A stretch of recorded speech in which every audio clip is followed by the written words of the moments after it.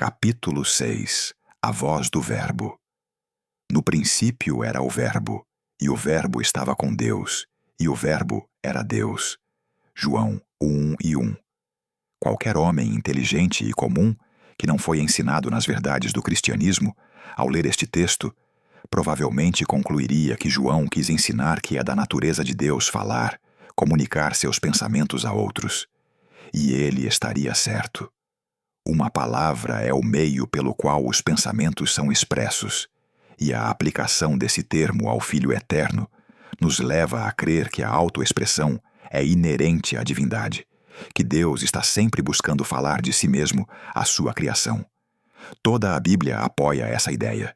Deus está falando. Não Deus falou, mas Deus está falando. Ele é, por sua natureza, continuamente articulado. Ele enche o mundo com sua voz falante. Uma das grandes realidades com que temos de lidar é a voz de Deus em seu mundo. A explicação mais breve e satisfatória da cosmogonia é esta: Ele falou, e tudo se fez. O porquê da lei natural é a voz viva de Deus, imanente em sua criação. E esta palavra de Deus que trouxe todos os mundos à existência não pode ser entendida como a Bíblia, pois não é uma palavra escrita ou impressa, mas a expressão da vontade de Deus falada na estrutura de todas as coisas. Esta palavra de Deus é o sopro de Deus, enchendo o mundo de potencialidade viva. A voz de Deus é a força mais poderosa da natureza. Na verdade, a única força da natureza, pois toda a energia existe aqui somente porque a palavra cheia de poder está sendo falada. A Bíblia é a palavra escrita de Deus, e por ser escrita, está confinada e limitada pelas necessidades de tinta, papel e couro. A voz de Deus, porém, é viva e livre como o próprio Deus soberano é livre. As palavras que eu vos falo são espírito e vida. A vida está nas palavras faladas. A palavra de Deus na Bíblia só pode ter poder porque corresponde à palavra de Deus no universo. É a voz presente que torna a palavra escrita todo-poderosa. Do contrário, ela jazeria adormecida entre as capas de um livro. Tomamos uma visão baixa e primitiva das coisas quando imaginamos Deus, na criação, entrando em contato físico com as coisas, moldando, ajustando e construindo como um carpinteiro. A Bíblia ensina o contrário.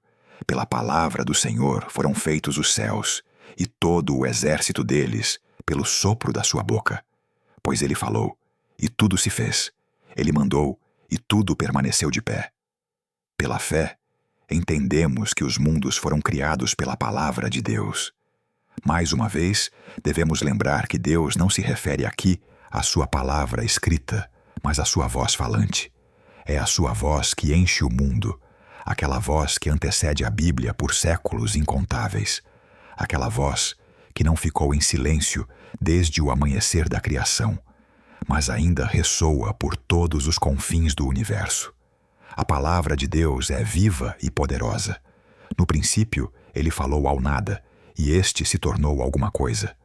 O caos a ouviu e se tornou ordem, as trevas a ouviram e se tornaram luz, e Deus disse, e assim se fez.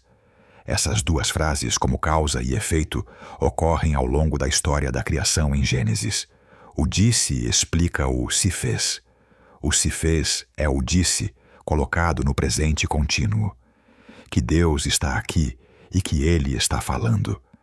Essas verdades estão por trás de todas as outras verdades da Bíblia.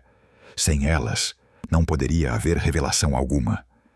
Deus não escreveu um livro e o enviou por mensageiro para ser lido à distância por mentes sem auxílio. Ele falou, um livro, e vive em suas palavras faladas, falando constantemente suas palavras e fazendo com que o poder delas persista através dos anos.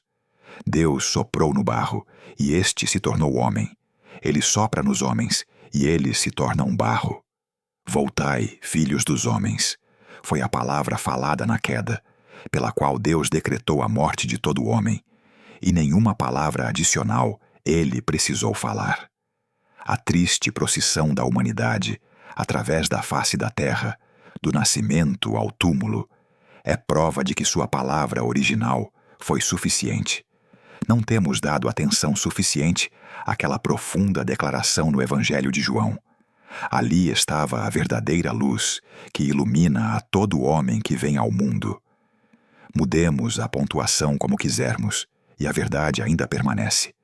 A palavra de Deus afeta os corações de todos os homens, como luz na alma.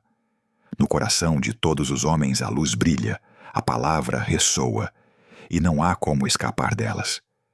Algo assim seria necessariamente verdadeiro se Deus está vivo e presente em seu mundo. E João diz que é assim.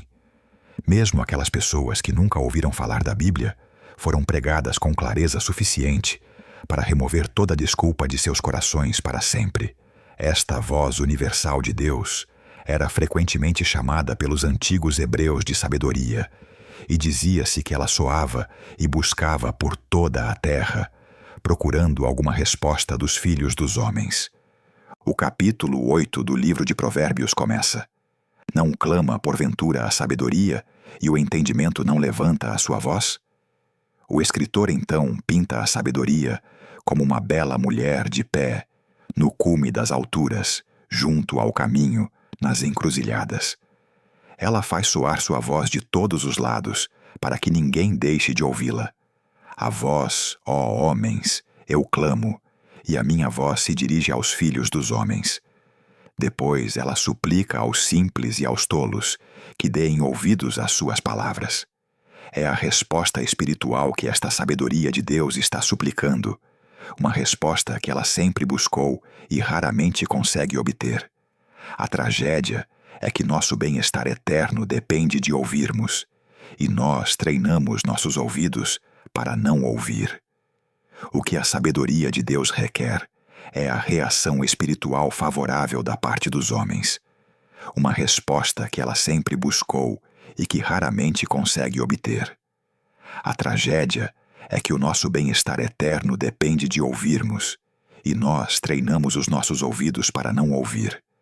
Essa voz universal sempre soou, e muitas vezes perturbou os homens, mesmo quando eles não compreendiam a origem dos seus temores.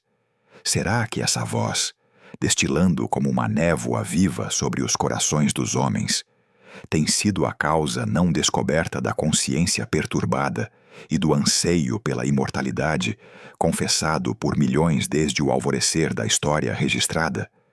Não precisamos temer enfrentar isso. A voz falante é um fato. Como os homens têm reagido a ela, é algo que qualquer observador pode notar. Quando Deus falou do céu ao nosso Senhor, homens egocêntricos que o ouviram explicaram o fato por causas naturais. Disseram: trovejou. Esse hábito de explicar a voz apelando para a lei natural está na própria raiz da ciência moderna. No cosmos vivo e que respira, existe um algo misterioso, demasiado maravilhoso, demasiado tremendo para que qualquer mente compreenda. O homem crente não pretende compreender. Ele cai de joelhos e sussurra: Deus. O homem terreno também se ajoelha, mas não para adorar. Ajoelha-se para examinar, para investigar, para descobrir a causa e o como das coisas.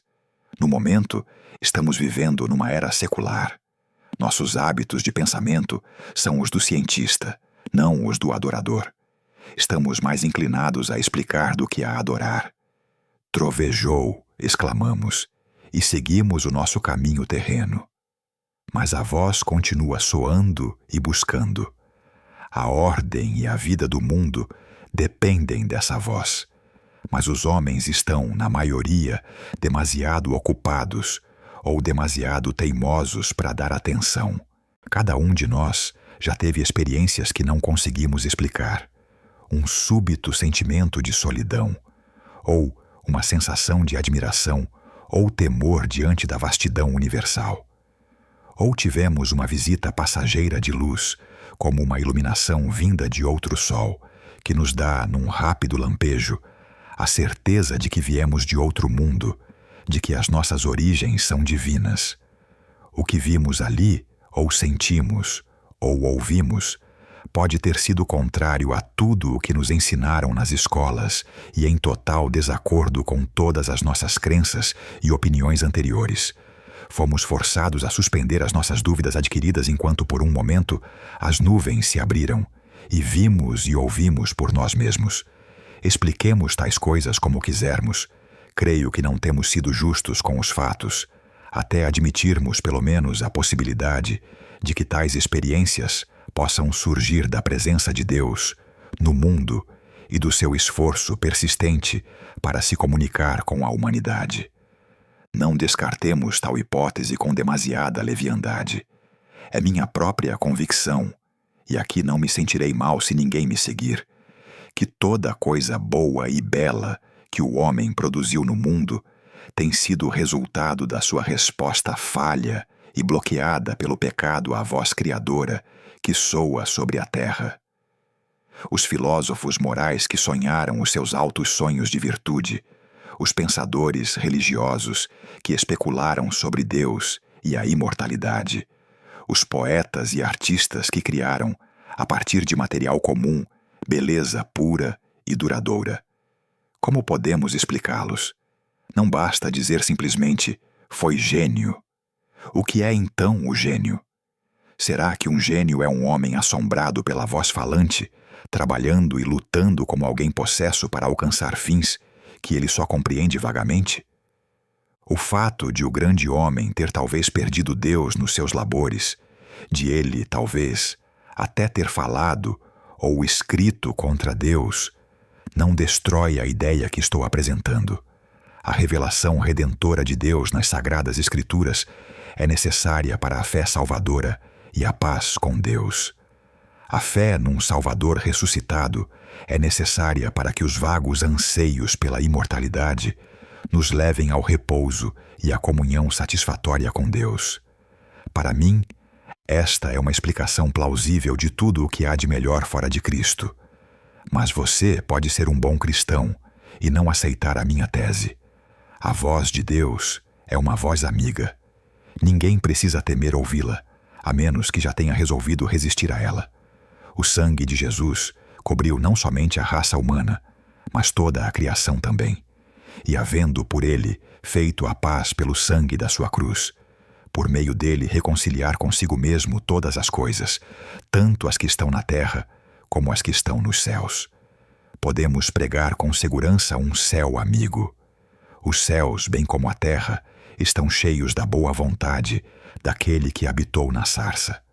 O sangue perfeito da expiação garante isso para sempre. Quem quiser ouvir, ouvirá o céu falando.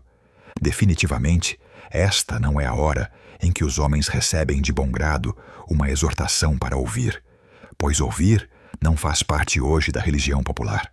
Estamos no extremo oposto. A religião aceitou a heresia monstruosa de que barulho, tamanho, atividade e alvoroço tornam um homem querido a Deus. Mas podemos ter ânimo. A um povo apanhado na tempestade do último grande conflito, Deus diz: aquietai-vos e sabei que eu sou Deus. E ainda o diz, como se quisesse nos dizer que a nossa força e segurança não estão no barulho, mas no silêncio. É importante que nos aquietemos para esperar em Deus. E é melhor que estejamos sozinhos, de preferência com a nossa Bíblia aberta diante de nós. Então, se quisermos, poderemos nos aproximar de Deus e começar a ouvi-lo falar aos nossos corações. Creio que, para a pessoa média, a progressão será algo assim. Primeiro, um som como de uma presença caminhando no jardim. Depois, uma voz, mais inteligível, mas ainda longe de ser clara. Então, o momento feliz em que o Espírito começa a iluminar as Escrituras, e aquilo que antes era apenas um som, ou no máximo uma voz, agora se torna uma palavra inteligível, quente, íntima e clara, como a palavra de um amigo querido. Então virão vida e luz. E o melhor de tudo, a capacidade de ver, descansar e abraçar Jesus Cristo como Salvador, Senhor e tudo. A Bíblia nunca será para nós um livro vivo, até que estejamos convencidos de que Deus é articulado no seu universo. Saltar de um mundo morto e impessoal para uma Bíblia dogmática é demasiado para a maioria das pessoas. Elas podem admitir que devem aceitar a Bíblia como a palavra de Deus e podem tentar pensar nela como tal, mas acham impossível crer que as palavras ali na página são realmente para elas. O homem é vítima de uma psicologia dividida. Ele tenta pensar em Deus como mudo em todos os outros lugares e vocal somente num livro. Creio que grande parte da nossa incredulidade religiosa se deve a uma concepção errada e a um sentimento errado em relação às escrituras da verdade. Um Deus silencioso, de repente começou a falar num livro, e quando o livro foi terminado, voltou ao silêncio para sempre. Agora, lemos o livro como o registro do que Deus disse quando esteve, por um breve tempo, num estado de espírito falante. Com noções assim na cabeça, como podemos crer? Os fatos são que Deus não está silencioso, nunca esteve silencioso. É da natureza de Deus falar. A segunda pessoa da Santíssima Trindade é chamada o Verbo. A Bíblia é o resultado inevitável da fala contínua de Deus. É a declaração infalível da sua mente para nós, colocada nas nossas palavras humanas familiares. Creio que um novo mundo surgirá das névoas religiosas, quando nos aproximarmos da nossa Bíblia, com a ideia de que ela não é apenas um livro que foi falado uma vez, mas um livro que está falando agora. Os profetas habitualmente diziam: "Assim diz o Senhor".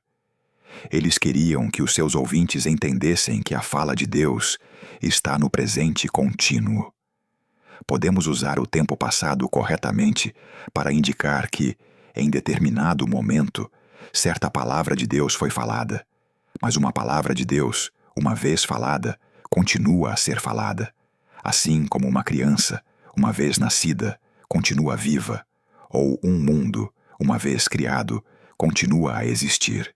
E estes são apenas ilustrações imperfeitas, pois as crianças morrem e os mundos se extinguem, mas a palavra do nosso Deus permanece para sempre. Se você quiser prosseguir no conhecimento do Senhor, venha imediatamente à Bíblia aberta, esperando que ela fale com você. Não venha com a noção de que é uma coisa que você pode empurrar para o lado conforme a sua conveniência.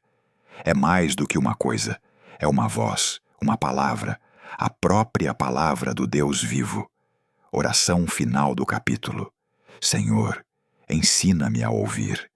Os tempos são barulhentos e os meus ouvidos estão cansados dos 1000 sons ruidosos que continuamente os atacam. Dá-me o espírito do menino Samuel quando ele te disse: "Fala, porque o teu servo ouve". Deixa-me ouvir-te falando no meu coração. Deixa-me acostumar-me ao som da tua voz, para que os seus tons me sejam familiares, quando os sons da terra se calarem e o único som que restar seja a música da tua voz falante. Amém.